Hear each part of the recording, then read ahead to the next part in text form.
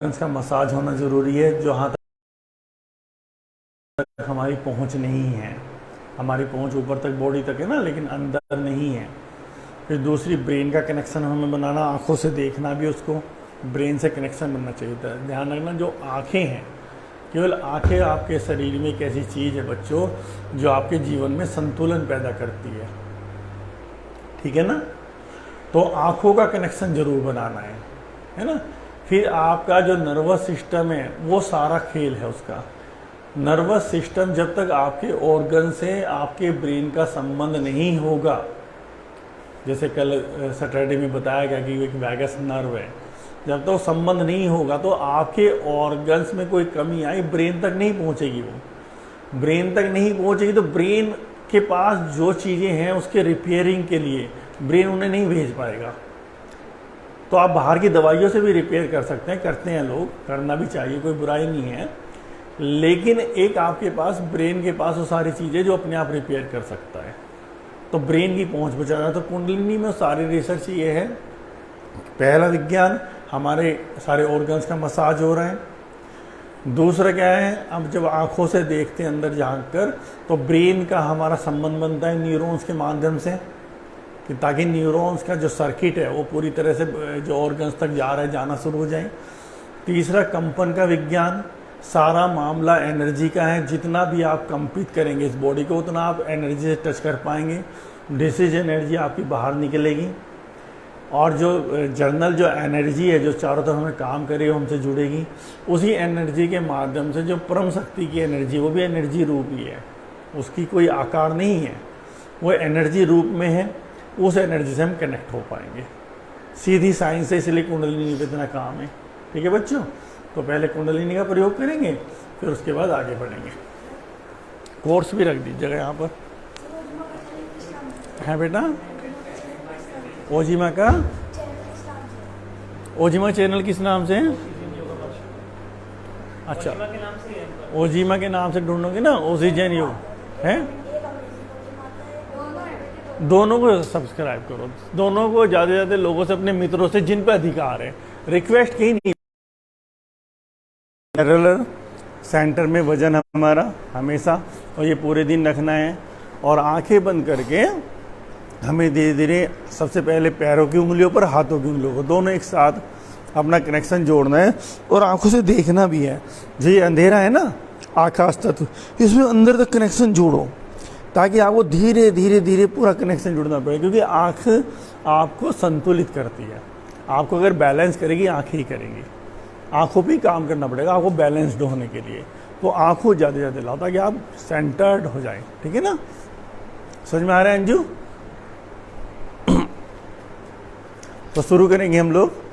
सबसे पहले उंगलियां पैरों की और हाथों की बच्चों, कब कपाएं। जो आपकी फिजिकल बॉडी है उसकी जो नस नाड़ी है उनको खोलो, देखो वहाँ कोई ब्लॉकेज तो नहीं, ढीला करो उनको। और वहीं पर एनर्जी बॉडी है, एनर्जी बॉडी को कंपित करो, है ना। जो मांस है आपका, फैट्स है, मसल्स हैं, उनको खोलो, ढीला करो, एनर्जी बॉडी को कंपित करो। पांचों उंगलियों को महसूस करो, हाथों की और पैरों की, कब कपाओ। और नृत्य की तरह और एक मस्ती के साथ, जैसे मैं इन ऑर्गन्स, ये जो मेरे ऑर्गन्स है ना, ये भी मस्त हो रहे हैं कि अब ये जो मेरा मालिक है उसको मेरे ख्याल आया और वो मुझको पूरा नृत्य करा रहा है। पैरों को महसूस करो बच्चों, कब कपाओ। ऐसी हाथों की हथेलियों को एक एक जगह पहुंचो, आंखों से देखते हुए।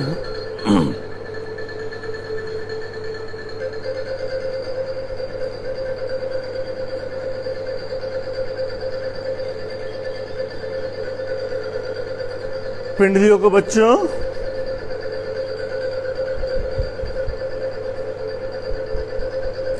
पिंडलियों की मांसपेशी को ढीला करो बच्चों। पिंडलियां टाइट हो जाती है ना, इनको ढीला करो। फिर यहीं में एनर्जी बॉडी भी है चारों तरफ, उसको भी कंपित करो। वहीं पर पहुंचो, आंखों से वहीं पर पहुंचो।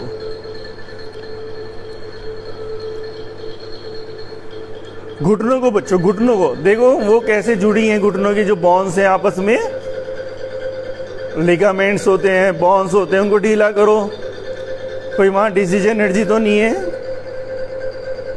कंपित करो उसे।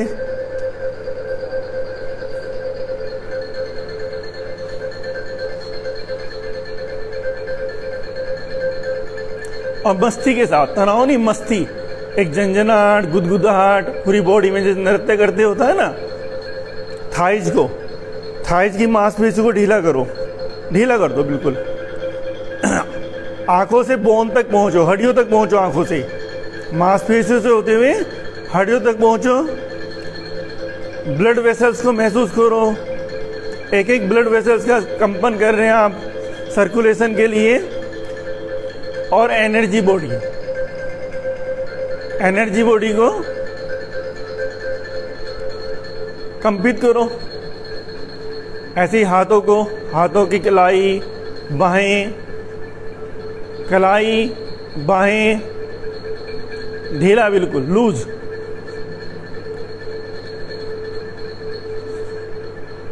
रीढ़ की हड्डी का जो अंतिम छोर है, बिल्कुल अंतिम हिस्सा, उसे कंपित करो। वहीं पहुंच जाओ बिल्कुल आंखों से, जहां रीढ़ खत्म हो रही है, पहुंच जाओ बिल्कुल आंखों से, बिल्कुल अंतिम बिंदु पर जाओ, अंतिम बिंदु पर। कपकपाओ मूलाधार चक्र, यहीं से अपना धीरे धीरे पूरा जेनिटल पार्ट, जो भी ऑर्गन्स है जेनिटल पार्ट के, सभी को कंपित करो।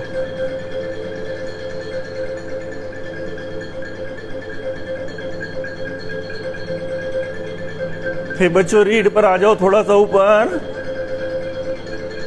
सेक्स सेंटर, स्वादिष्ठान चक्र कंपित करो बच्चों।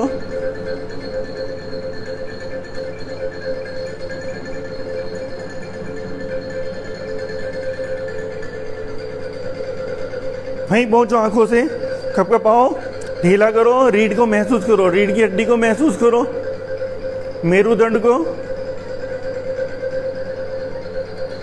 अब थोड़ा आगे पेट की तरफ, अपनी आंतों को, आंतों पर चले जाओ बेटा, जो इंटेस्टाइन होती है उन पे चले जाओ आंखों से। कपकपाओ उनको, नृत्य कराओ उनको, नृत्य जैसे वो नाच रही हो, नृत्य कर रही हो, ढीला करो।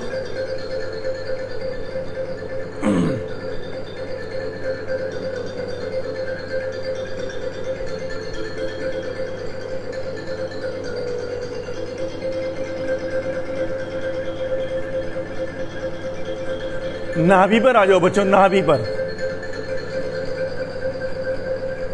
नाभि से होते हुए पीछे तक जाओ, रीढ़ तक, नेवल चक्र, और यहीं पर मैग्मीन चक्र है आपका, और यहीं पर पीछे किडनियां हैं बच्चों आपकी, किडनी, किडनियों को नृत्य कराओ, ढीला करो किडनियों को, जैसे लटक रही हो, ढीला करो, ढीला करो।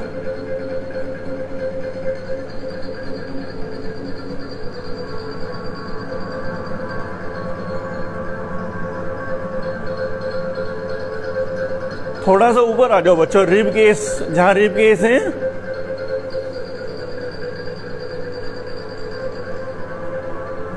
उनके बिल्कुल बीचों बीच मणिपुर चक्र,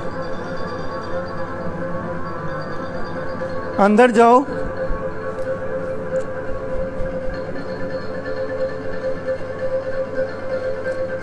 यहां पर हम अपनी अग्नि को जन्म देते हैं, है ना, सूर्य का स्थान है ना ये, तो उसे कंपित करो।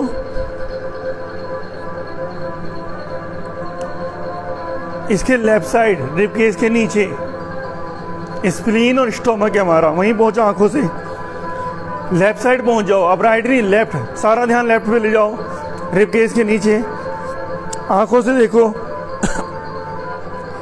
हमारा स्प्लीन और स्टोमक। कपकपाओ,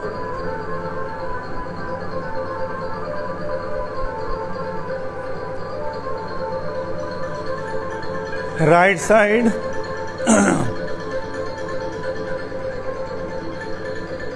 रिब केस के नीचे लीवर, लीवर को बेटा महसूस करो, लीवर को, जैसे आप उसका पीस देखते हो ना, सैंडविच का आधा कटा हुआ, ब्रेड का आधा कटा हुआ पीस होता तिकोना, बिल्कुल ऐसे रेड कलर में। महसूस करो, हिलाओ उसको, कपाओ, ढीला करो उसको। यहाँ पर हमारी ईर्ष्या होती है, ईर्ष्या का स्थान यहीं पर है बच्चों। क्रोध का स्थान यहीं पर है, क्रोध से यही प्रभावित होता है, ईर्ष्या से। तो उसको झाड़ो, जो भी क्रोध है मेरे अंदर, जो ईर्ष्या है किसी के प्रति, झाड़ दो, झाड़ दो। किसी के प्रति भी ईर्ष्या है, बाहर निकालो। क्योंकि ये ईर्ष्या, क्रोध सबसे पहले लीवर को अफेक्टेड करती है। डाइजेशन का फर्क सबसे पहले क्रोध के कारण और ईर्ष्या के कारण। अब दोनों रिबकेज से अंदर आ जाओ, लंग्स पर। लंग्स ऐसे होते हैं बच्चों, लगभग जैसे हाथी के कान होते हैं ना, लगभग ऐसे। देखो अंदर तक जाओ, हिलाओ उनको, पूरा कंपित करो, लंग्स को कंपित करो। हाँ बिल्कुल वहीं पर। डिप्रेशन का स्थान, जब डिप्रेशन होता है यही प्रभावित होते हैं, या ये प्रभावित होंगे तो डिप्रेशन में आ जाएगा व्यक्ति।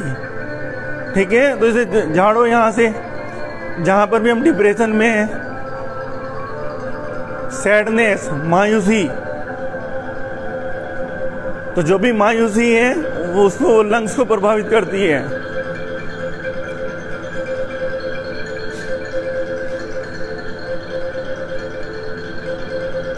दोनों निपल्स के सेंटर में आ जाओ, हृदय चक्र।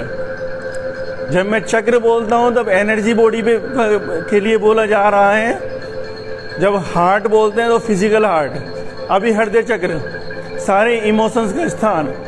जो भी चीज़ें हमें बुरी लगती है, किसी बार चुभ जाती है, कई बार किसी कारण से, कई बार हमारी ईगो के कारण, झाड़ो उसको। ये इमोशंस हार्ट को अफेक्टेड करते हैं। जो हमारी भावनाएं दब जाती हैं, तो हृदय चक्र से सारी डिसीजन एनर्जी निकालो।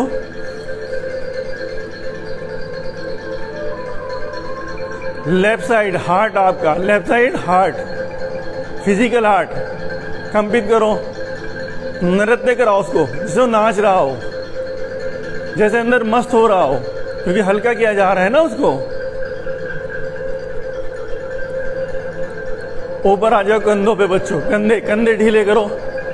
कंधों पे कोई बाहर तो नहीं जा रहे, तनाव परिवार का, समाज का, ढीला करो।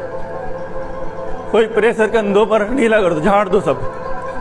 क्योंकि सारा मामला हमारी सोच का है, हमारे नजरिए का है। हमने कोई बहुत प्रेशर ले रखा हो, झाड़ो उसको। यहीं पर थ्रोट चक्र, बच्चों जो थ्रोट चक्र है गले पर, कंपित करो उसको, कंपित करो, डिसीजन एनर्जी निकालो वहां से। यही ज्ञान को पकड़ता है ऊपर से, तरंगों को। जो ऊपर से तरंगे आती है ना, सही क्या है गलत क्या है, जिसे आप इंट्यूशन बोलते हैं, थ्रोट चक्र उसको पकड़ पाता है।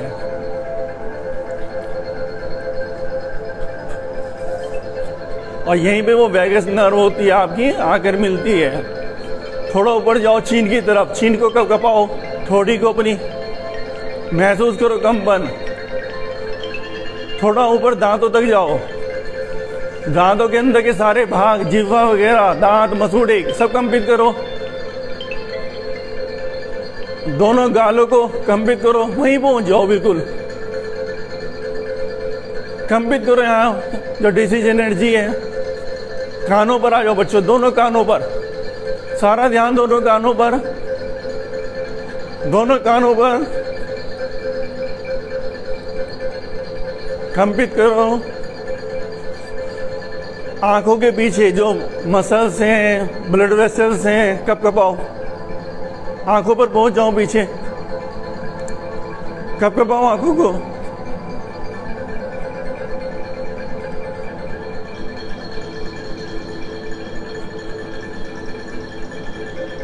थर्ड आई, दोनों भौं के बीच में जो स्थान है, कपाओ। फोर हैंड,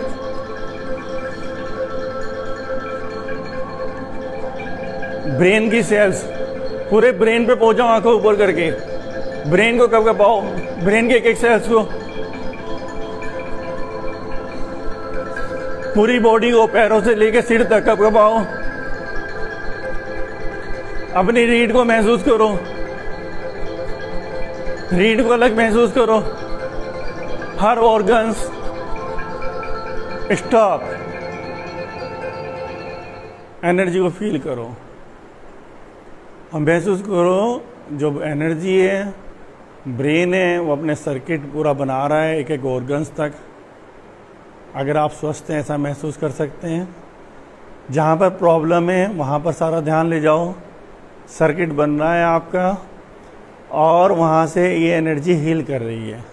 तो देखेंगे वहाँ क्लॉकवाइज एंटी क्लॉकवाइज घूमना शुरू हो गया, जो भी आपको महसूस हो हील हो रहा है, सर्किट बन रहा है वहाँ तक, सारा ब्रेन को वहाँ ले जाओ। जो भी प्रॉब्लम है आपकी बॉडी में जहाँ पर भी है, हार्ट में है, लीवर में है, किडनी में है, स्टमक में है, कंधों में है, और ये एनर्जी उसको हील कर रही है। कानों को खुला छोड़ दो, आकाश तत्व को देखो, अंदर प्रवेश करो, वहीं तक पहुँचो जहाँ प्रॉब्लम्स कोई क्रिएट हो रही है।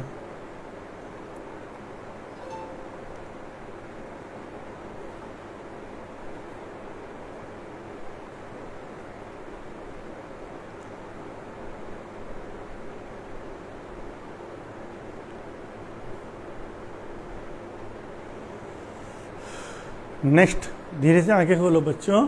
टैपिंग सैक्रम, आपकी WBC सेल्स के लिए, बोन्स के लिए, बोन मैरो के लिए कंपित करो, मतलब मार नहीं सकता, अंदर कंपन महसूस करो। कंपन आप है ना, जो डिसीज एनर्जी है ना उसको बाहर फेंक रहे कंपित करके, ठीक है ना। किडनी,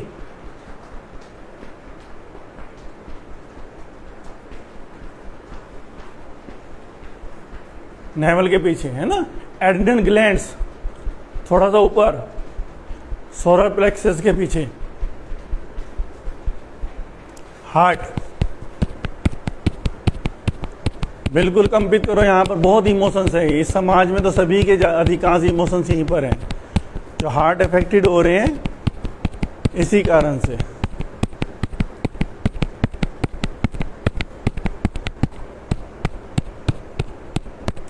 ऊपर ऐसे इमोशंस, जो भी इमोशंस हमने बाहर फेंको, बाहर फेंको इमोशंस जो भी आपके हैं।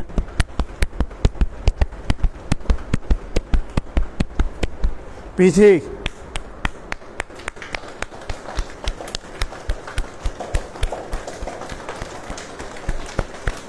देखो, यहाँ पे कान के पास आप खुद महसूस करो, ये कान है, आप यहाँ पे ऐसे करो, देखो पैरों तक क्या हो रहा है।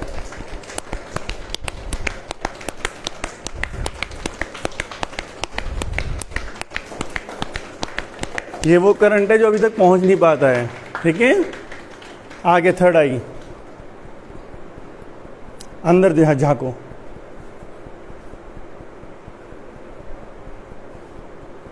ऊपर,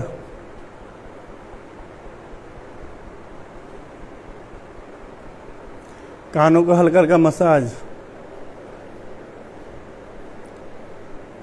थोड़ा ऊपर कान, ऊपर की तरफ, दोनों कानों के बीच में ऐसे उंगली करके ऊपर की तरफ, ऊपर की तरफ। ये छोटी छोटी वेन्स हैं जो ब्लॉकेज हो जाती हैं और हमें रोगों की पकड़ में हम लोग आ जाते हैं। पीछे ये वैगस नर्व का स्थान, यहाँ ये मसाज, जिसे जो चक्र भी बोलते हैं, यहाँ पर ये बैठ जाओ बच्चों।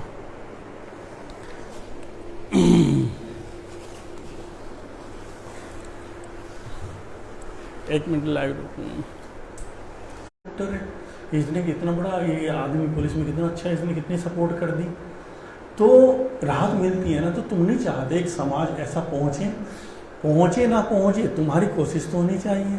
क्या यहाँ वही काम नहीं हो रहा है? यहाँ कोई ऐसी शिक्षा जरूरी नहीं है मैसेज पहुँचे और आप उसमें इतना भी। पिछली बार हम लोग कहाँ पर रुक गए थे? पिछली बार कहाँ पर थे हम लोग, याद हो? जब पिछली बार ओजिमा कोर्स का आखिरी जो जिस बात पे बात हुई थी वो कहाँ हुई? आज तबीयत ठीक नहीं है शायद, कोल्ड स्वेलिंग भी है शायद है। कुंडलिनी की आपने की हीलिंग करा के जाना है ना। तो लास्ट टाइम हमने क्या कराया था बच्चों, याद होगा?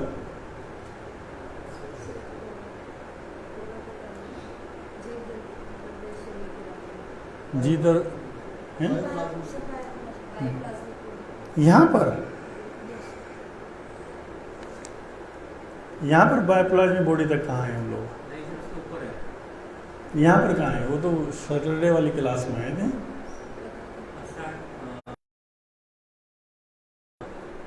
मैत्री मैत्री हो गया यहाँ पर, मैत्री नहीं हुआ है। स्थिति को धन्यवाद देना, पहले अच्छे लोगों को जो हमें सहयोग कर रहे हैं, जो भी चीज़ें, फिर प्रकृति में इतना सहयोग हो रहा है, बाद में शत्रु को भी, बाद में बुरे अवसर को भी, कि बुरा अवसर हमें निखारता है, विकास देता है। अगर बुरा अवसर ना आए कभी जीवन में, हमारा विकास ही नहीं होगा, हम सो जाएंगे। जिनके पास सुख है चारों तरफ, वो लोग सोई तो जाते हैं, वो सो जाते हैं, वो तो खो जाते हैं, वो तो सारा विकास रुक जाता है उनका, और ज़्यादा बीमारियों में या गलत काम उनसे होने लगते हैं। तो जो दुख हैं, दुख के जो अवसर हैं, हमें जगाते हैं और हम और अच्छे होते निखरते हैं। तो उसका भी धन्यवाद देना, कृतज्ञता। हमने जहाँ सुविधाएं मिल जाती हैं उसका ब्रेन ही विकसित नहीं हो पाता। तो जो गरीब का बच्चा है तो उसका धन्यवाद देना हमें ऐसे माहौल में। गरीब होना कोई बुरा नहीं है, गरीब होकर मरना बुरा है। तो गलत है, आप स्वीकार क्यों करो? जब आपके 2 हाथ पैर आंखें दे दी, तो जब इतना कुछ दे दिया तो आप सब कुछ कलेक्ट कर सकते हैं। गरीब हो, जन्म लेना बहुत महत्वपूर्ण है, मैं समझता हूँ ज़्यादा अमीर की अपेक्षा, क्योंकि वहाँ विकास बहुत होता है। एक एक चीज़ को रोज़ फेस करना, नई नई परिस्थितियों को फेस करना, सामने आया, तो ब्रेन जो विकसित होता है वो गरीबत में यानी दुखों में होता है। तो दुखों को स्वीकार करो, चुनौतियों को स्वीकार करो। आप बीमार ना हो तो आप अच्छे योगी नहीं बन सकते। संभावना अधिकांश योगियों की कहानियाँ तुम सुनोगे, सब बीमार रहे, सारे किसी न किसी बड़े योग से बीमार रहे। चाहे अयंगर जी की कहानी पढ़ लो आप, स्वामी रामदेव को भी पूछ लो आप, है ना। और एक विक्रम हुए, आप देखोगे योगी विक्रम, तो विदेश तक में बहुत ही हैं, उनका तो पैर ही बिल्कुल टूट गया था। तो यानी जन्म कब होता है किसी चीज़ का? जब हम उससे गुजरते हैं, तो उसे स्वीकार करो, धन्यवाद दो, हो जाएगी, है ना। फिर दूसरा है बच्चों, ये सुदुक्ति आप पहली बार आ रहे हैं ना, वैसे तो सैटरडे में करा चुके हैं। एक अच्छे व्यक्ति को बनने के लिए ये सारा ओजिमा कोर्स है कि अच्छा व्यक्ति कैसे बन सकता है। सभी बनना चाहते हैं, सभी के अंदर गुण है, लेकिन सूत्र नहीं है उनके पास। सभी चाहते हैं, सभी के अंदर वो भावनाएं हैं। तो अलग अलग बुद्धों ने, अलग अलग ऋषियों ने क्या क्या बातें की, वो ओजिमा में जोड़ी गई है। तो भाव शुद्धि एक होता है, भाव, जो भाव है हमारे इमोशंस हैं, इनको भी शुद्ध करना पड़ता है। तो इमोशंस को शुद्ध करने के लिए, जैसे हमारे किसी प्रति प्रेम होता है, घृणा, दोनों इमोशंस है, प्रेम भी घृणा भी, है ना। हिंसा भी प्रेम भी, दोनों इमोशंस है ना। तो इनको भी शुद्ध करना होता है। तो शुद्ध करने के लिए कुछ सूत्र दिए हैं। तो एक तो कृतज्ञता, हर चीज़ के प्रति धन्यवाद करो। तुमने कहीं से पानी पिया, किसी तुम वृक्ष के नीचे बैठे, हवा आपकी धूप रुक गई, तो धन्यवाद दो वृक्ष को। कहीं से पानी प्यास लगी, कोई पानी ले गया, धन्यवाद दो। तो यानी कि करते करते फिर हम हर चीज़ को धन्यवाद देने पड़ते हैं। कोई पता लगता है हमें कि परमात्मा ने जो भी परिस्थिति लाई है हमें जगाने के लिए लाई है, हमें निखारने के लिए, तो उसका भी हम धन्यवाद करते हैं, है ना। तो दूसरा क्या है, दूसरा जो बुद्ध लोग कहते हैं, दूसरा है मैत्री। क्या है? मैत्री। कि मैत्री का संबंध, कि आपको ये पता होना चाहिए पूरा जगत एक दूसरे से संचालित हो रहा है। ये पूरा जगत एक दूसरे से संचालित हो रहा है। देखो इसकी व्यवस्था, देखो पेड़ हैं, कार्बन डाइऑक्साइड छोड़ रहे हैं, ऑक्सीजन छोड़ रहे हैं, हम कार्बन डाइऑक्साइड छोड़ रहे हैं। ऐसी किसने व्यवस्था करी है? मतलब जो कार्बन डाइऑक्साइड हमारे लिए नुकसानदायक है, अगर हमारे शरीर में बहुत ज़्यादा चली जाए तो वो जहर बन जाएगी, पॉइजन बन जाएगी। वो पेड़ों का भोजन है, पेड़ ऑक्सीजन नहीं ले सकते। देखो कि व्यवस्था परमात्मा की। आप वेस्टेज, जितने भी आपकी वेस्टेज हैं वो सब जमीन में डालते हो, जमीन उनका धान उगा देती है। आपकी खाद क्या है? खाद वेस्टेज ही तो है। कूड़ा करकट जो भी है आप जमीन में डालते हो, उसकी खाद बनती है। फिर वो आपके फसल, फिर आप उसे खा लेते हो, फिर आप उसे वेस्टेज कर देते हो। तो कैसी, तो इनसे आपको इनसे नहीं पता लगेगा कि भगवान है नहीं है, कि आपकी प्रॉब्लम आ गया, सोल्व तो हुई नहीं, वो यानी कि होगा नहीं, शक होता रहे। ऐसा संतों ने नहीं कहा। ये तो हमारी पंडितों ने, मौलवियों ने नई नई चीज़ें हमें लोभ में डाल दिया और हम बंध गए इन चीज़ों में और भिखमंगे बन गए हम लोग, कि कोई है हमें बचा लेगा। ऐसे बचाने में नहीं आए, कितने करोड़ों की जनसंख्या, कोई एक एक आदमी को थोड़ा ही देख रहा है बैठा हुआ। ये तो सिस्टम है। उसने जो तुम्हें जरूरत है सारी व्यवस्था ही करी। भाई तो ऑक्सीजन चाहिए, पेड़ इतने इकट्ठे कर दिए। अब हम ही पेड़ काटने लगे तो फिर इसमें क्या है? हम ही अपने ही तो पेड़ काट रहे, पेड़ काट रहे हैं। उसने आपकी जितनी वेस्टेज, वो गंद कहाँ जाता, वो सारा गंद जमीन ने ले लिया, जमीन ने फिर आपको फसल दे दी। तो यहाँ पता लगता है कोई चीज़ है जो इतने सिस्टमेटिक तरीके से चीज़ को चला रही है। ये परमात्मा है। ये परमात्मा नहीं जो आपने एक अपने मन में कोई चीज़ें बना ली, आपकी इच्छाएं पूरी करेगा, ये करेगा, वो करेगा।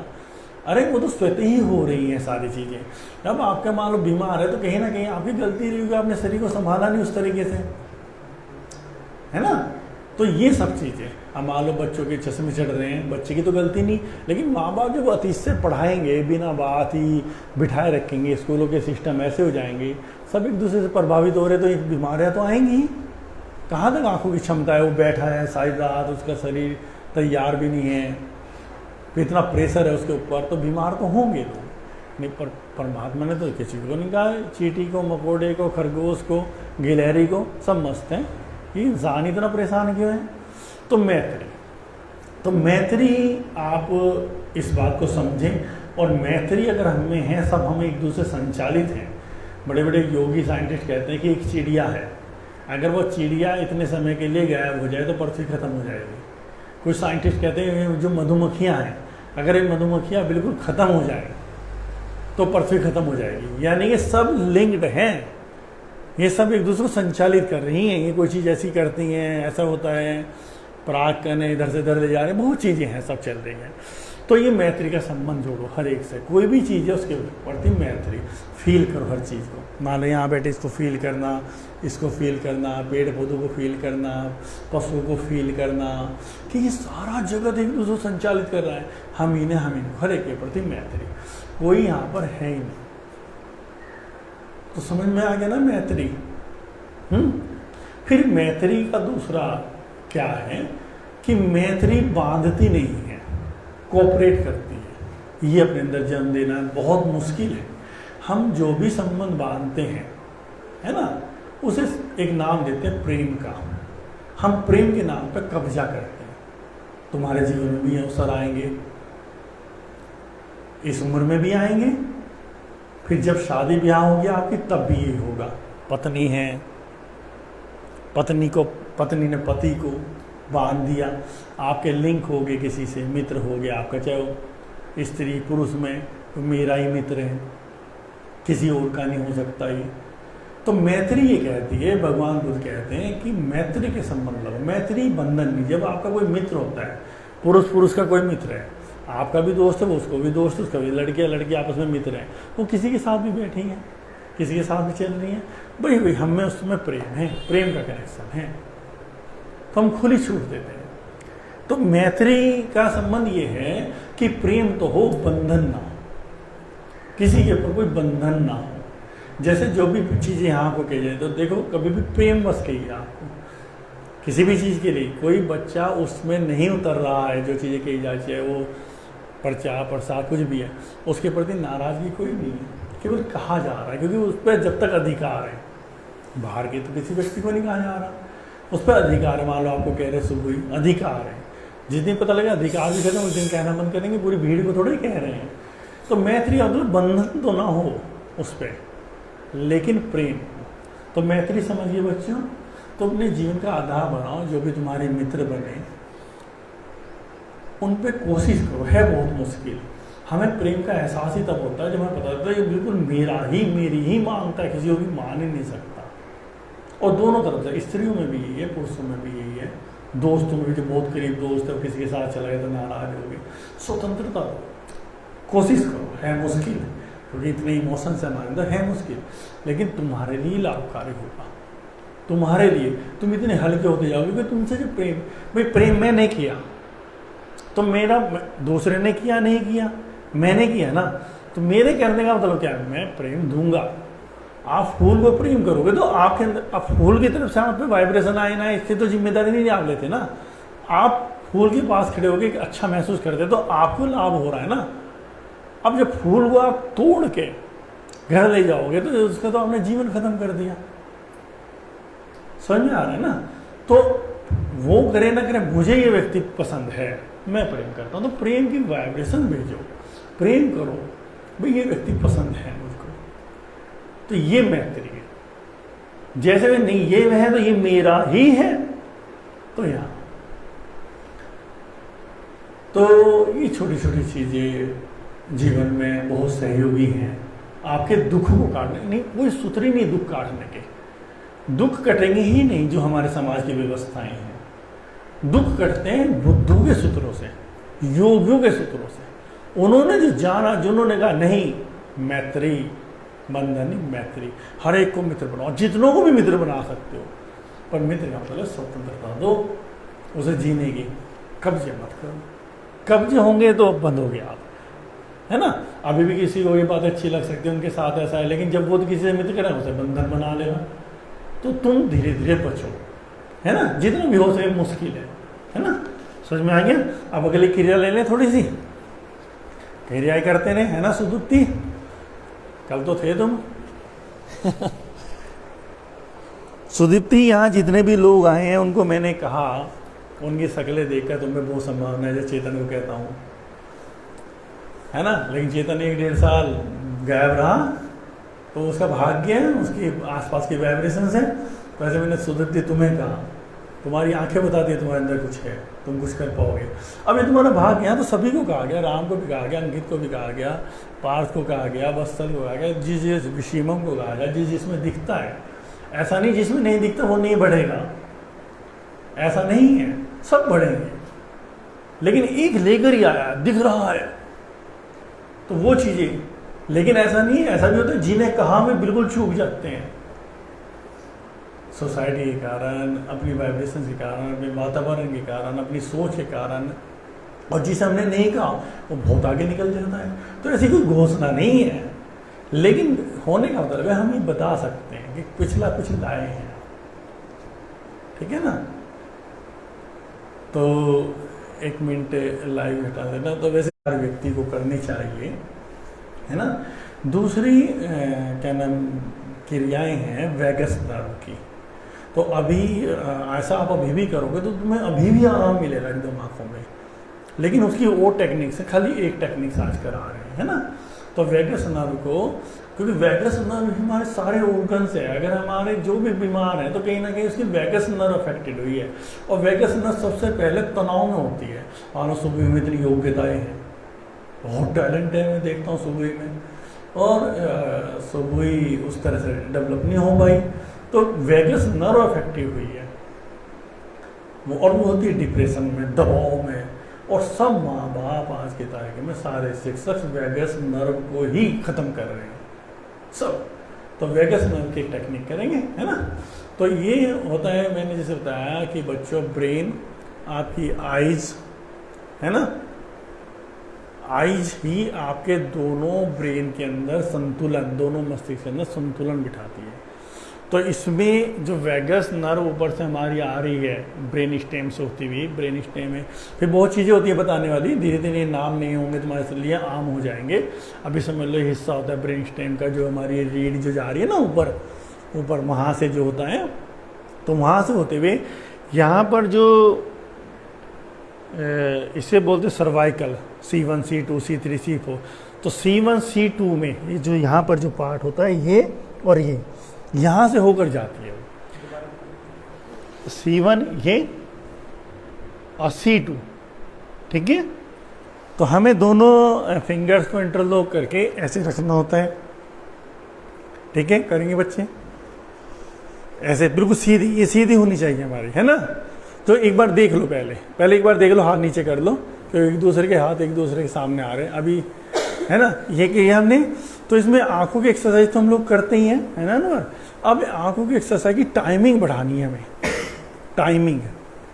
तो आंखें लेफ्ट जाएंगी और आज हम करेंगे 15 तक। जैसे लेफ्ट जाएंगे बिल्कुल एल्बो को देखेंगे, गर्दन सीधी रहेगी, एल्बो को 1 2 3 4 5 6 7 8 9 10 11 12 13 14 15।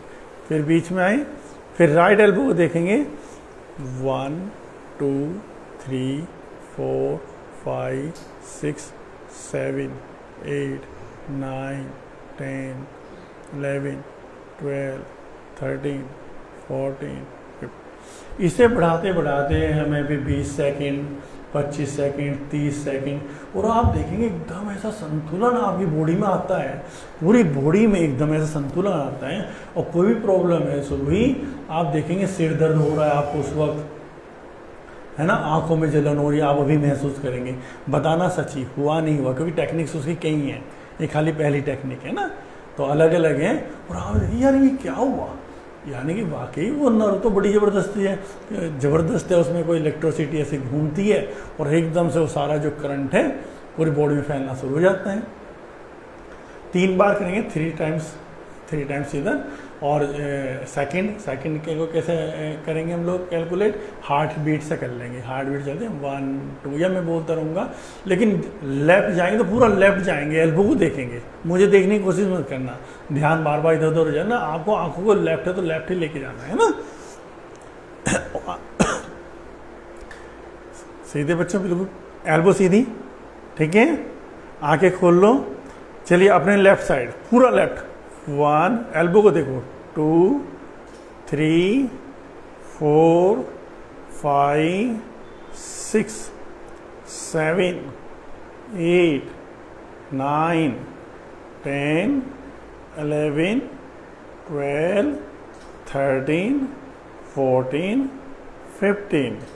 अब धीरे से सेंटर में आओ, सामने राइट, 1 2 3 4 5 6 7 8 9 10 11 12 13 14 15। फिर सेंटर में लाओ धीरे से, लेफ्ट, 1 पूरा लेफ्ट, 2 3 4 5 6 7 8 9 10 11 12 13 14 15। फिर सीधे सामने राइट, 1 2 3 4 5 6, आंखों को पूरा, 7 8 पूरा आंखों को, 9 10 11 12 13 14 15। फिर धीरे से सामने लाओ, लेफ्ट पूरा लेफ्ट, 1 एल्बो तक, 2 3 4 5 6 7 8 9 10 11 12 13 14 15।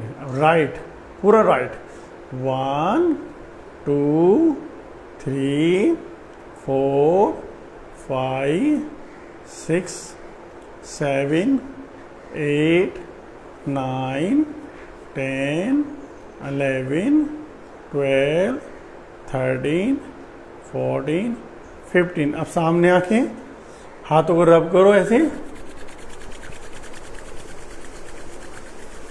जब मैं आंखें बंद करने को कहूँगा ना, उसके बाद ये तो यहाँ रहेगा, ये यहाँ ऐसे हल्का सा जैसे बाल टच नहीं कराते, ऐसे पलकों से टच कराना है और सारी एनर्जी आंखों को देनी है ना। चलो ऐसे आंखों को एनर्जी दो, महसूस करो आपकी हथेलियों से एनर्जी आपकी आंखों में जा रही है।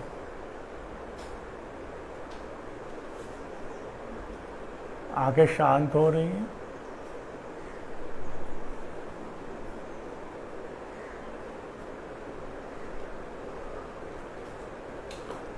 चल तो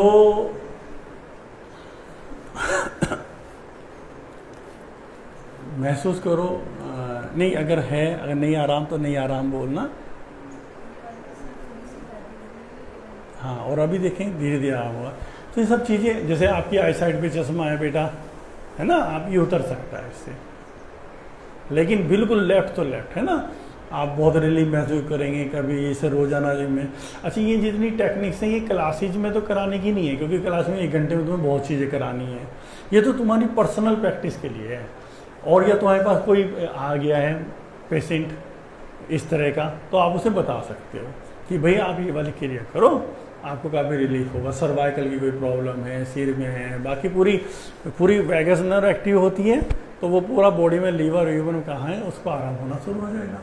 ठीक है ना। अब अगला पर्सन फिर हम लोग ले लेते हैं। किसी का कोई पर्सन तो नहीं है जो अभी तक बताया गया? हाँ बताओ।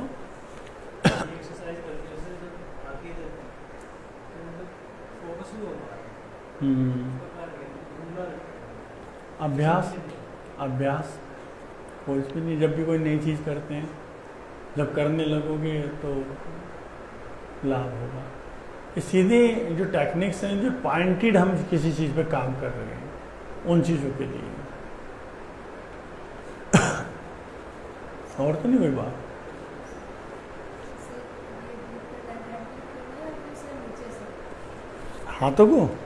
हाथों को जहाँ हमारे ये बाल शुरू होते हैं ना, पुरुष के या स्त्री के भी ऐसे, तो यहाँ पर हाँ ऐसे ऐसे, ये है ना। ठीक है ना, समझ में आ गया ना।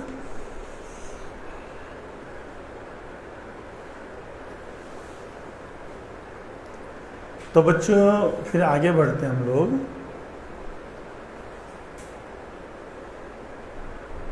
तीसरा बुद्धों का जो सूत्र है वह है परमुदिता।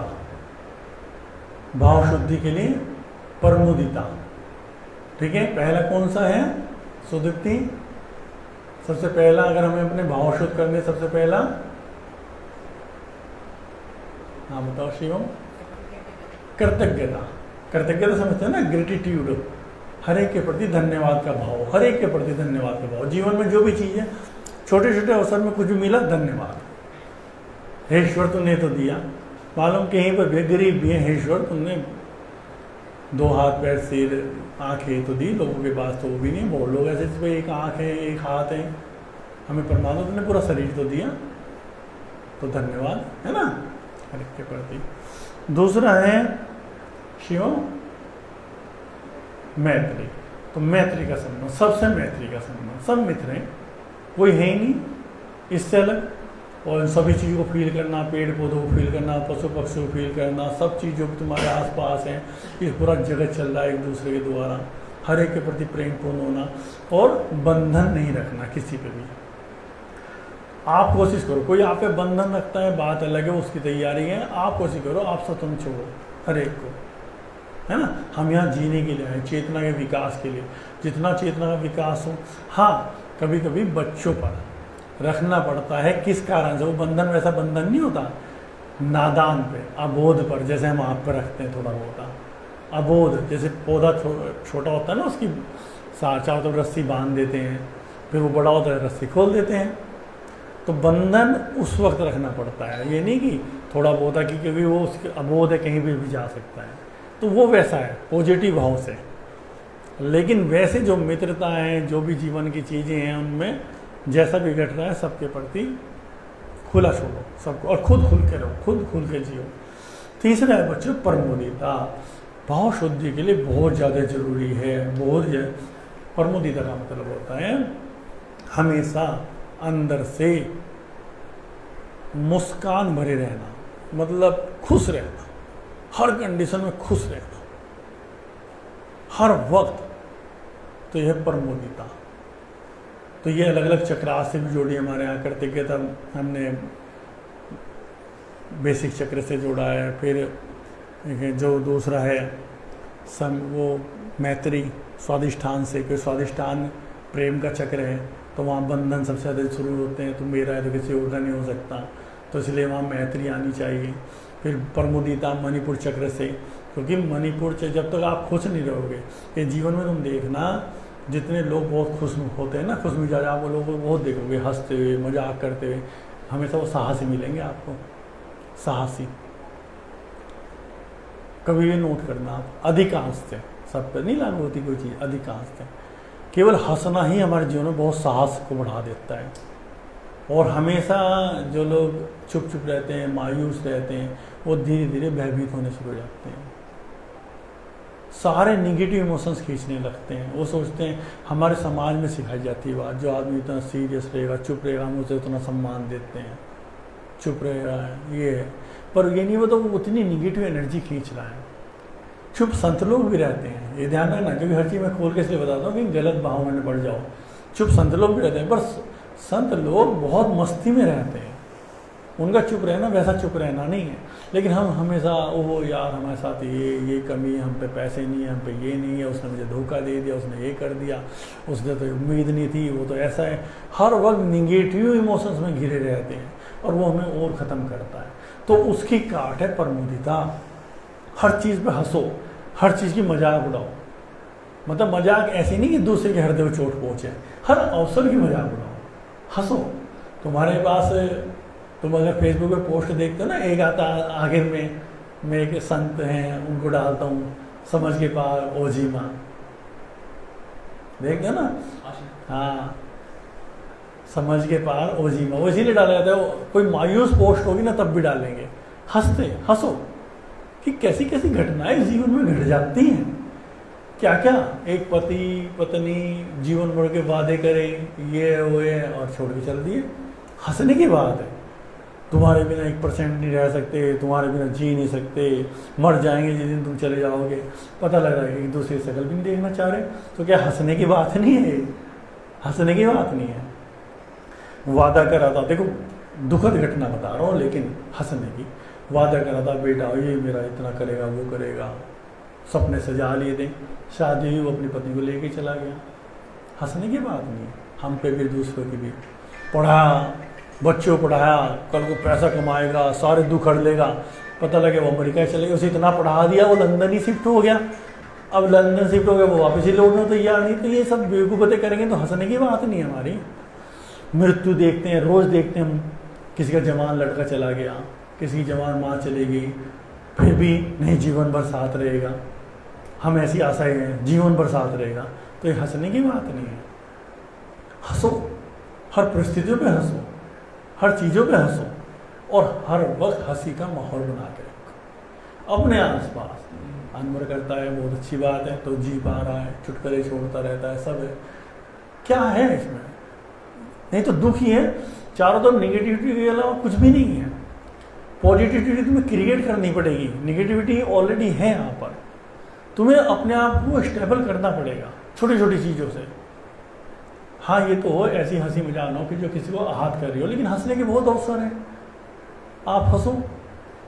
किसी विभाग में जिसे थोड़ा कमीशन चाहिए, चाहे प्रॉपर्टी में, चाहे पुलिस में, वो कितना घुमाता है बातों में, कल कुछ बोल रहा था, आज कुछ बोल रहा है, उसकी बात पकड़ ले तो आज कुछ बोल रहा है, यार कितनी मेहनत कर रहा है, हमें अपने कब्जे में लेने में, हंसो उस पर, और फिर भी ले भाई ले जा, ऐसी हंसी मजाक, उसमें भी चापलूट नहीं। हाँ चल आएगा, कोई आएगा तुम्हारे सामने घर पे कुंडा खटकाएगा, जी ये हम भंडारा करा रहे हैं, ये तस्वीर है, कोई गुरु नानक साहब की ले लेगा, कोई देवी की जी कर रहे हैं, लेकिन उन पर भी हंसो, ले भाई, मतलब कहते हैं जी जी जी का भंडारा है, हाँ उसके लिए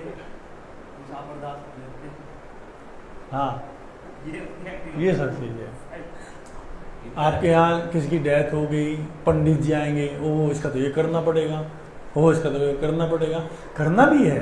हंसो, देखो कितनी चालबाजियां कर रहा है। अब इसके पिंडदान होने हैं, अब इसके उसको जी रात दिखाई दे, वो तो आ गए हैं, फिर ये हो गए हैं।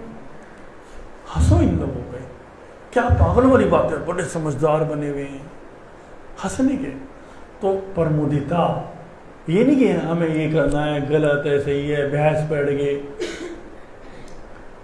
मंदिर उसमें देवी का जागरण, घूम रही है महिलाएं, घूम रही हैं, देवी आ गई, लोग पैरों में पड़ गए। मतलब शाम को अपनी सास से लड़के आ रही वो, और देवी उसके पास आएगी। देखो देखो, देवी उस पर आएगी, देवी भी उसी को चुनेगी, और लोग पैरों में पड़ गए।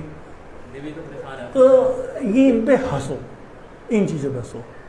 लोग ऐसी ऐसी बातें, हाथ उठाओ, जिसने हाथ नहीं उठाया उसे आशीर्वाद नहीं मिलने के, वो उठवा देते। सारे पागलों के डर डर के हाथ उठा रहे, डर डर के चेहरे देखो, डर रहे, शर्म भी लग रही और हाथ उठा रहे, इतना साहस नहीं कर पाते। तो ये सब चीजें है ना।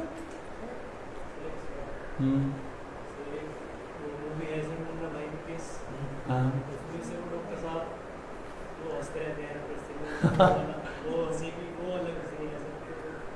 नहीं, वो भी योगियों की एक टेक्निक है भाई। ऐसे नहीं तो ऐसे कर लो, कृत्रिम कर दो भाई। कृत्रिम करोगे तुम, तुम्हारे जब हंसोगे पेट का मसाज होगा, लीवर का मसाज होगा। जब हंसते हैं ना तो पूरे ऑर्गन्स का मसाज होता है हमारा, तब भी तुम्हें लाभ हो जाएगा।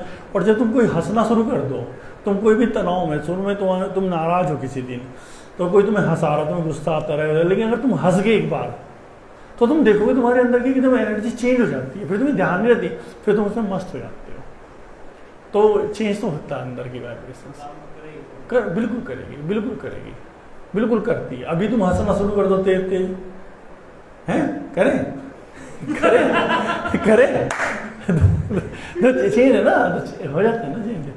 तो ये सारी चीजें। चलो फिर अगली टेक्निक्स लेते हैं। बोर तो नहीं हो रहे तुम लोग?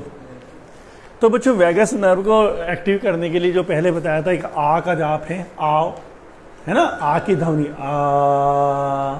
तो जो सारी चीज़ों में आ की ध्वनि है, संगीत में भी आ, हर जगह आ, है ना। ऐसे ऊ, अल्लाहू, ओम में भी ऊ। तो ये ध्वनियाँ हैं जो हमारे वैगस नर्व को एक्टिव करती है। ऐसी ध्वनि है माँ। तो माँ में माँ, फिर इसको वाइब्रेट करना पड़ता है बॉडी में। ऐसे माँ से शुरू करेंगे, माँ। तो वैगस नर्व इससे एक्टिव होती है, और ये ध्वनि हमें सुरक्षा प्रदान करती है। इसलिए ही मेरा मानना है कि इसलिए ही जन्म देने वाले को माँ कहा है, और कोई कारण नहीं है माँ कहने का। कि माँ कहना यही कारण है कि वहाँ से हमें सुरक्षा मिलती है। कि एक ऐसी है, मतलब जो भी कहा जाए कि माँ ही एक ऐसी चीज़ है जिसे हमने माँ बोला है, कि जहाँ पूर्ण कॉन्फिडेंट बच्चा या व्यक्ति होता है कि यहाँ से तो 100% सुरक्षा की गारंटी है। प्रकृति के हिसाब से देखा जाए तो बच्चे को जो है, मतलब वो जब तक वो ना समझ होता है तब तक तो वो माँ के गैर होता है। वैसे जो है ना, बिना माँ के गैर होता है, उसके बाद उसके साथ परेशानी चालू होती है। तो उसमें वैगन नर्व जो है एकदम एक्टिव होने चालू एक्टिव होते हैं। बच्चा तो कई चीज़ों से खींचता है। थोड़ा मानना है कि नहीं, निश्चित रूप से सारे शब्द आप देखेंगे वो ये सारे उच्चारण हैं। तो हम लोग माँ की ध्वनि करेंगे बच्चों 21 बार। पिछली बार आ की करी थी, ऊ की करी थी, माँ की। लेकिन आप अपने जीवन में तीनों जोड़ देना। अंजू खास कर, है ना, और तुम आयशा खास कर, मुस्कान को खास कर तुम्हारे लिए, है ना। जरूरी तुम देखना, डॉक्टर सारे छुट जाएंगे तुम्हारे। और चीज़ें ऐसे होती हैं तुरंत, क्योंकि आपका एक कनेक्शन बन रहा है। तो बैठ जाएंगे बच्चों। आकाश मुद्रा, माँ की ध्वनि 21 बार, पूरा एकाग्र होके। जैसे मैं बोलूँ माँ, फिर होठ बंद करके, फिर अंदर से गुंजार करना है। होठ पर, थ्रोट चक्र पे ध्यान रखना है, पूरी बॉडी पे, रीढ़ पे ध्यान रखना है, वैगस नर्व पे ध्यान रखना है। सर उसको वैसे ही जैसे मतलब ओम का जाप लंबा खींचते हैं। उसी तरह माँ, पहले तीनों को अलग अलग करना, फिर आओ माँ, तीनों को एक साथ कर सकते हैं। पहले आ को अलग, ऊ को अलग, माँ को अलग उच्चारण करना है किस बार। माँ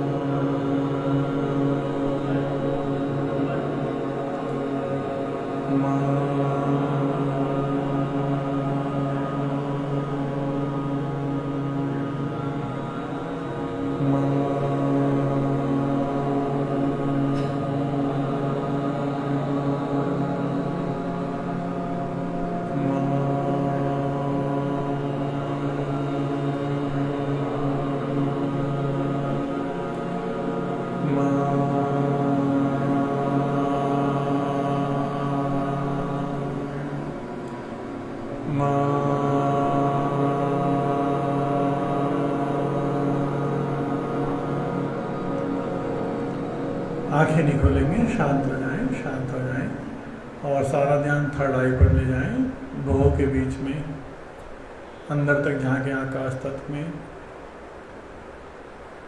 और सुख शांति की कल्पना करें, समृद्धि की कल्पना करें, परम शक्ति का आशीर्वाद बराबर बना रहे, सद्मार्ग मिले हमको, हम सही मार्ग पे चलें। ये आकाश तत्व ही सीधा कनेक्टेड है परम शक्ति से, चाहे आप हिंदू हो, मुस्लिम हो, सिख हो, ईसाई हो, ये सीधा इसका मार्ग वहीं जाता है। यहाँ पे प्रार्थना में अपने भाव छोड़े, परमात्मा में सद्मार्ग दे, हम जगत का काम कर पाएँ, यानी कि उसका ही काम कर पाएँ। शांति दें, बुरी शक्तियों से हमारी हिफाजत करें, सुरक्षा करें, देव शक्तियों का आशीर्वाद प्राप्त हो ताकि हम सही तरीके से अपने कार्य को अंजाम दे पाएं। धीरे से आंखें खोल सकते हैं। ऐसे अपनी प्रार्थना को ख़त्म करना है। देखो बच्चों, जो भी चीज़ें हुई हैं, देखो सभी धर्मों में बहुत सूत्र दिए गए हैं, हिंदू में भी, मुस्लिम में भी, सिख में भी, ईसाई में भी। हुआ क्या है, हम लोग देखते हैं ये लोग इतने गलत है, इन्होंने हमारे साथ ऐसा कर दिया। हम उनसे लड़ने तो चलते हैं, हम कभी अपनी शक्तियों को आमंत्रित नहीं करते। तो यही नुकसान हुआ है मंदिरों में भी, मस्जिदों में भी, जो दूसरे लोग तोड़ पाए। नहीं तो ऐसे भी यहाँ मंदिर मस्जिद रहे हैं जिन पे लोगों ने आक्रमण करना चाहा, कर ही नहीं पाए। ऐसे परमान रहे हैं, वहाँ पर उन चीज़ों का उच्चारण रहा है, उन शक्तियों का रहा है, वो शक्तियाँ सुरक्षा करती हैं। तो आपको ये है कि देखो बंधे हुए तो हम सब चारों तरफ निगेटिविटी से ही हैं, तो आपको अपनी शक्तियों को आमंत्रित करना चाहिए। तो उसका तरीका तप है, तप करो। आप जब तप करते हो तो निचोड़ दे, फिर समस्याएं जीवन भर आती रहती हैं, बार बार गिरते रहते हैं, टूटते रहते हैं, चारों तरफ इतनी निगेटिव शक्तियाँ हैं जो हमें प्रभावित कर लेती हैं। तो जैसे सुबह भी एक पोस्ट थी ना कि बस तुम ध्यान करो। अब ध्यान में किसी का मन नहीं लगता, बैठना चाहता नहीं, उस समस्या को सुलझाना चाहता है। आखिर सुलझाहट तो तुम्हें अंदर से मिलेगी नहीं, तुम शांत होंगे। तो ध्यान करो, कोई भी समस्या तुम ध्यान मत छोड़ो। जैसे ध्यान में अभी आपका मन नहीं लगता, तो ये मूविंग मेडिटेशंस हैं, इन्हें बोलते हैं मंत्राज, टेक्निक्स। तो टेक्निक्स का प्रयोग कर लो, ये तो कर ही सकते हो। अगर आप ये भी नहीं कर सकते, क्योंकि ध्यान तो देखो सबसे ऊपर है, जहाँ मंत्राज भी खत्म हो जाते हैं, जहाँ सीधा कनेक्शन बनता है। लेकिन आप इतने बेचैन हैं, इतने परेशान हैं, आप बैठते हो एकदम विचार, वहाँ का ये काम हो रहा है, वो काम हो रहा है, उधर पहुँच जाते हो। तो कम से कम मंत्राज कर लो, शक्ति बढ़ाओ। शक्ति बढ़ेगी तो कभी ना कभी अगर आप शुद्ध रहोगे आपको नुकसान में ले जाएगी। लेकिन शुद्ध करो अपने आप को और शक्तियों को ही अर्चित कर दो। शक्ति गलत नहीं है, पर शक्ति गलत हाथों में है, क्योंकि आपके अंदर इतने नेगेटिव इमोशंस हैं, आप उनकी इच्छाएं करने लगे, वे पूरी होने लगेंगी और वे पूरी होने लगेंगी इन क्रियाओं के द्वारा। लेकिन फिर हम गलत ही गलत चीज़ मांगते हैं, एक दिन हम नर्क में आ जाते हैं। इसलिए सारे योगी और संतों ने कहा है पहले शुद्धिकरण के प्रयोग, शुद्ध करो पहले। लेकिन अगर आप वाकई बड़ी समस्या से घिरे हुए हैं, उस समस्या तो इन चीज़ों का कर सकते हो, इनमें बहुत शक्तियाँ हैं। क्योंकि आपकी जो तरंगे निकलेंगी इनके बाद वो सारी एनर्जी खींचने लगेगी।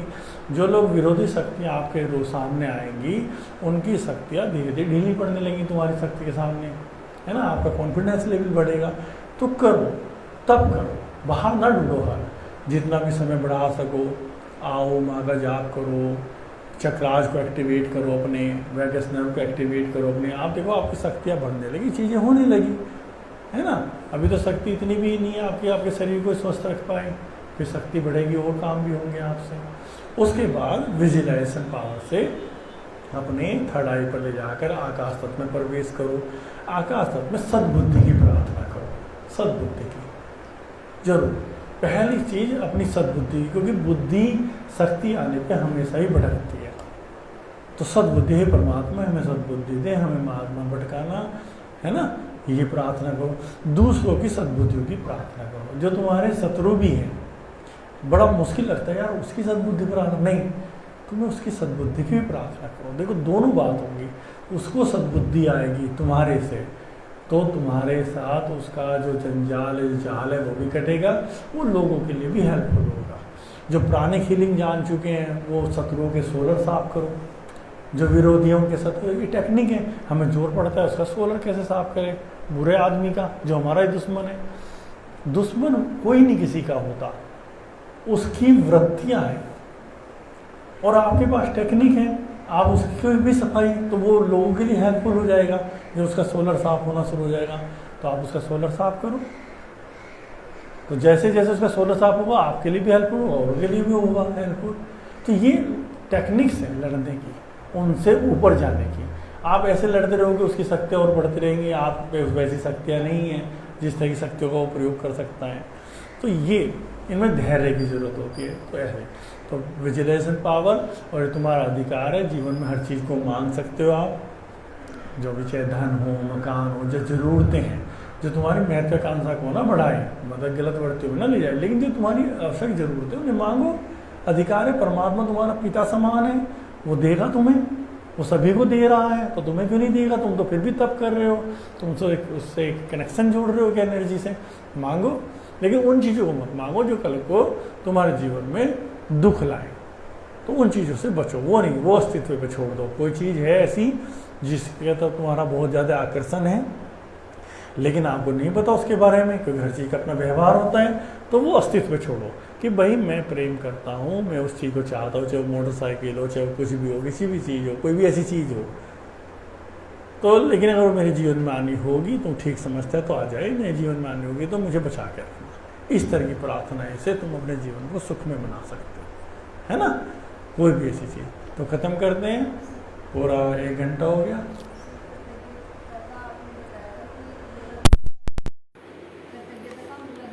हाँ,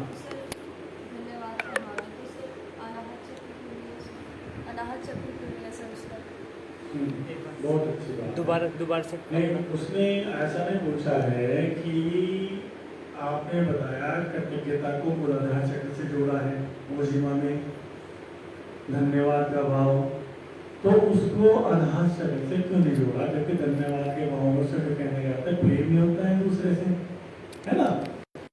देखो कर रहे हैं सिलेबस की कौन सी चीज ज्यादा है, तो अभी आगे आएगा करुणा। करुणा, तो करुणा को अनाहत चक्र से जोड़ा है ना। अब वहां जब आएगा तो आपको करुणा और दया में भी अंतर बताया जाएगा। दया और करुणा में भी अंतर है, हम दया कर रहे हैं, करुणा कर रहे हैं, है ना। तो वहां करुणा, अब कहाँ से क्यों जोड़ा है कृतज्ञता को धन्यवाद के भावों से। दरअसल मूलाधार चक्र बहुत शक्तिशाली चक्र है, बहुत ताकत है इसके अंदर।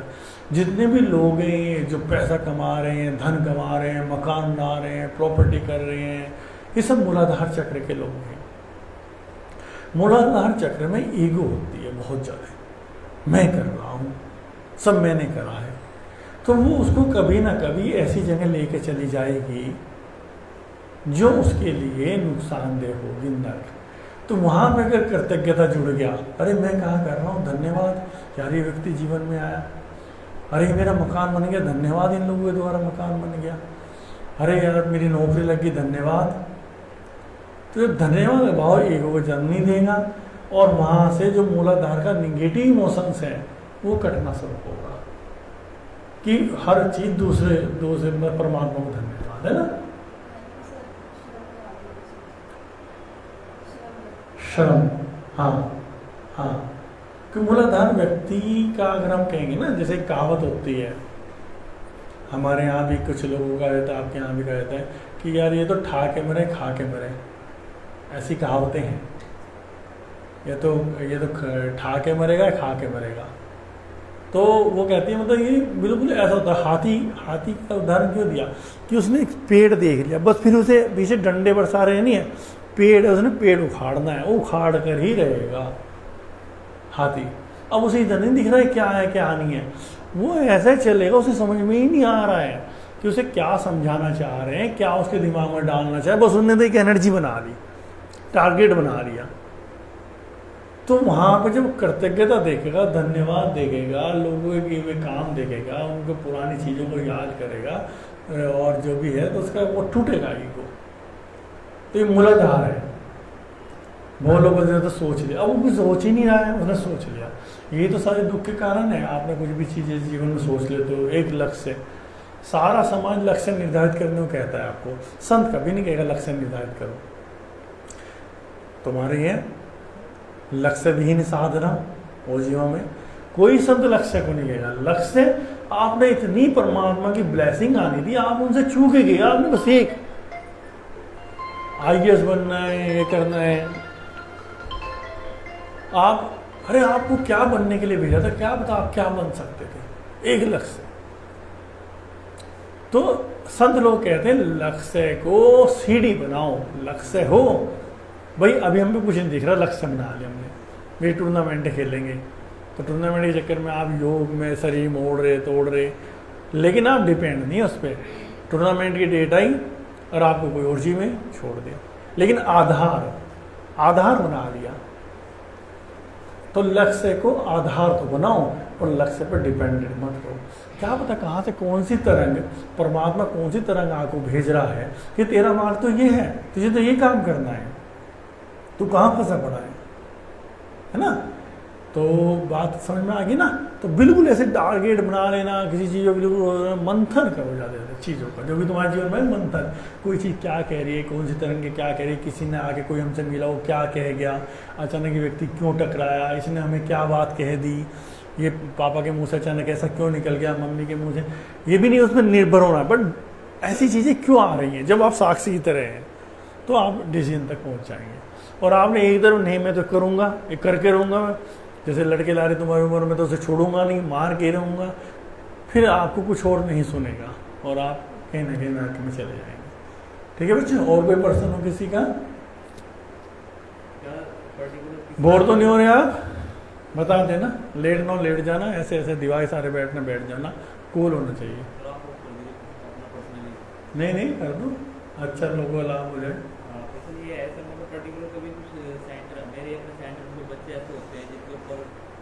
एक मिनट क्या था?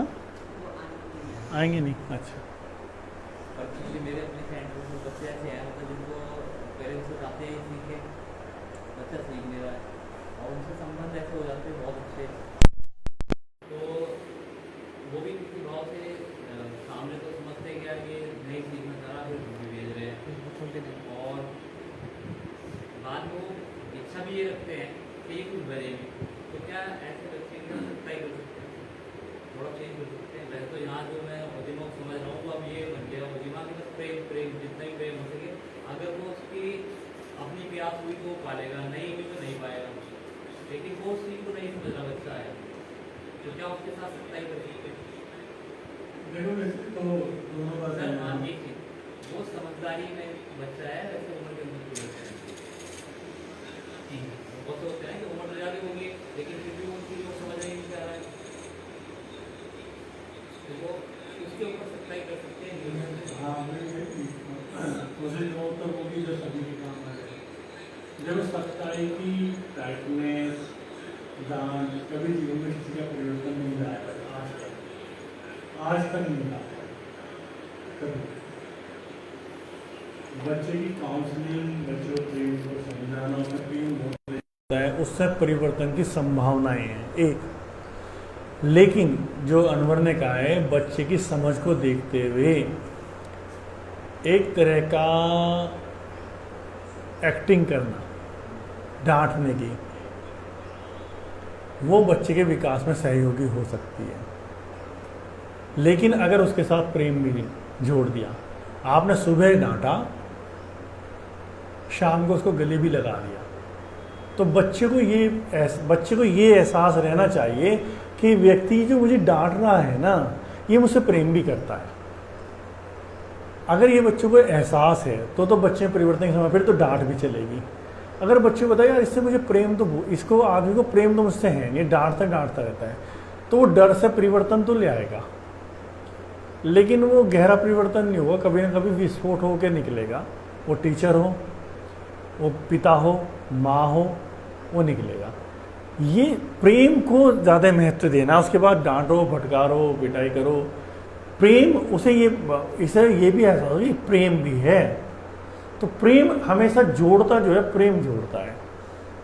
और कितनी भी बातें हो जाए, ज्ञानवर्धक बातें हो, बहुत पिता लोग हैं सुबह ज्ञान बांटना शुरू कर देते हैं, माताएं हैं बच्चों को, लेकिन बच्चा उस वक्त समझ जाता है। पहले तो बच्चा देखता है कि ये जो ज्ञान बांट रहा है इसके अंदर ही नहीं, पहली तो बात ये, वहाँ आधा प्रभाव, लेकिन डर के कारण मानता रहता है। एक ना एक दिन वो बिल्कुल इरिटेट होकर खिलाफ हो जाता है।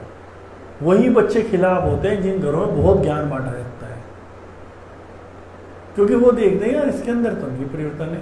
तो आपका परिवर्तन हो, फिर दूसरा प्रेम हो, तो भटकाव तो सभी का हो सकता है कोई नहीं है। आपका बेटा बेटी भी हो सकती है, आपका स्टूडेंट भी हो सकता है, क्योंकि वो यात्रा करके आ रहा है कहीं ना कहीं से। लेकिन आपका होने का अर्थ यह है कि आपने जितना भटकाव उसका होना था, उस भटकाव को कितने हद तक रोक दिया, वो केवल प्रेम रोक पाएगा। आज जो भी घटनाएं हो रही हैं, चाहे लड़की की हो रही हैं, चाहे लड़कों की हो रही हैं, शादी के बाद बेटा कहीं जा रहा है, अलग जा रहा है, या बिटिया अलग हो रहे हैं, मतलब शादी के बाद भी, तो कहीं ना कहीं या पिता कह रहा है कि बेटा तो मेरा साथ नहीं दे रहा, ये कहीं ना कहीं एक आधा तो अपवाद हो सकता है, कोई एक आधा कि ऐसा हुआ। अन्यथा 99 अगर एक्चुअल में प्रेम दिया होगा, एक्चुअल में प्रेम का संबंध रहा होगा, जो प्रेम यहाँ से निकलता, तरंगों वाला प्रेम, तो बेटा कभी खिलाफ नहीं हो सकता, बेटी कभी खिलाफ नहीं हो सकती, बेटी कहीं जा सकती, कोई भी कंडीशन में तो उसको प्रेम खींचेगा और उसको बदलेगा, निश्चित रूप से बदलेगा अगर प्रेम होगा, अन्यथा नहीं बदलेगा। हमने बाजारी चीज़ों से पूर्ति कर दी, हमने खाने पिलाने से बच्चों की पूर्ति कर दी, किन्हीं भी चीज़ों से पूर्ति कर दी, हम कह रहे प्रेम कर रहे, ये प्रेम नहीं है। प्रेम तो नज़र आता है फीलिंग्स में। हाँ, कुछ समय के लिए सभी लोग भटक सकते हैं, उसमें कोई वो नहीं है, वो तो एक पिछली यात्रा भी लेके आ रहा है ना। और हाँ, शायद इसीलिए आपका होना, मतलब आप जैसे टीचर्स का होना, आप जैसे उसका होना, टीचर तो सब जगह, आपके पास ही कौन बच्चा आया है तो निश्चित रूप से उसका सौभाग्य भी था। आपके यहाँ ही कोई बेटा या बेटी बन के क्यों आया है, और अगर आपके पास से समझ है, लाखों बेटा और बेटी बिगड़ा हुआ निकल जाए, बहुत बिगड़ गया हो, समाज कह रहा हो, लेकिन उसका कोई ना कोई सदकर्म होगा जो कम से कम वो एक सीढ़ी तो पार आपके होने के कारण करेगा। आप जैसे पिता या आप जैसे प्रशिक्षक होने के कारण वो कम से कम एक गति कर जाएगा, पार कर जाएगा, वो आपका है। तो आपको तो अपना पूरा करना है ना। आप क्या, ये नहीं देखना है कौन क्या है क्या नहीं है, किसके साथ क्या होगा, किसी घर में क्या हो रहा है, ये नहीं। हम टीचर हैं जहाँ पर, तो हम टीचर नज़र आने चाहिए। हम जहाँ पिता हैं वहाँ पिता, जहाँ भाई हैं भाई, जहाँ बहन है बहन नज़र आने चाहिए, जहाँ बेटी है बेटी नज़र आए, जहाँ बेटा है बेटा नज़र आए। यही जो कलाकार फिल्मों में हर रोल कर लेता है उसे आप नंबर 1 कलाकार बोलते हैं। उसे गरीब बना दो, अमीर बना दो, भाई बना दो, वही नहीं जो एक ही रोल करता रहता है उसे आप बहुत अच्छा कलाकार नहीं बोलते, है ना। जो हर रोल में फिट होता है, तो कोशिश करो तुम्हारे अंदर वो संभावना है, वो हर रोल में, जहाँ आप शिष्य हो शिष्य नज़र आने चाहिए, है ना। ठीक है, और कोई बात बच्चों? तो यहाँ पे बच्चों और कुछ नहीं, तुम्हारी समझ परिपक्व करी जाए, समझ का बड़ा महत्व है। नहीं सारा ज्ञान भरा रहता है, समझ अगर डेवलप होगी तुम्हारी तो जीवन को तुम अलग अलग नज़रिए से देखोगे। उसके बाद इधर समझ डेवलप करो, इधर क्रियाएँ करो, तब करो, ज़्यादा देर तब करो, तब तुम्हारे पिछले दिन भी काटेंगे, अगले दिन भी काटेंगे, और तुम्हारे एक अच्छी फ्रीक्वेंसी के बीच में तुम्हें रखेंगे।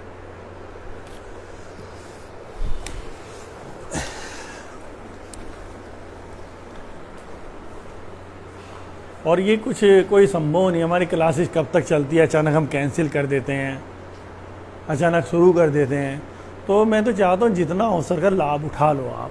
यहाँ ये नहीं कोई प्रचार कोई प्रसार अपने होने की, हमारा तो सारा मार्ग मिटने का है, जो रह गए उसको भी मिटाना है। मैं तो जो रह गया है, लेकिन फिर भी काम तो करना ही है। अब ये अगर 12 घंटे कुछ ना कुछ तो करना ही है, तो जितना हो जाए, इसलिए ये समय यूटिलाइज हो रहा है।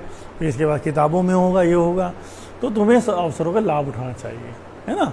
ऐसे नहीं तुम सो रहे हो, बहुत हल्का बहाना सुबह ही बना देती है, हल्के बहाने हैं।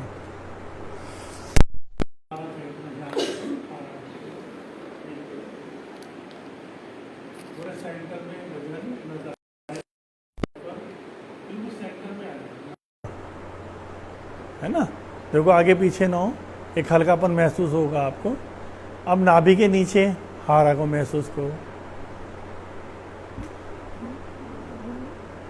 तो मेरा हारा बड़ा हो रहा है, मजबूत हो रहा है, बड़ा हो रहा है, मजबूत हो रहा है। ओजीमा झुकना तो बस झुक जाओ पूरी तरह से परमात्मा के समक्ष। सभी परमात्मा रूप है।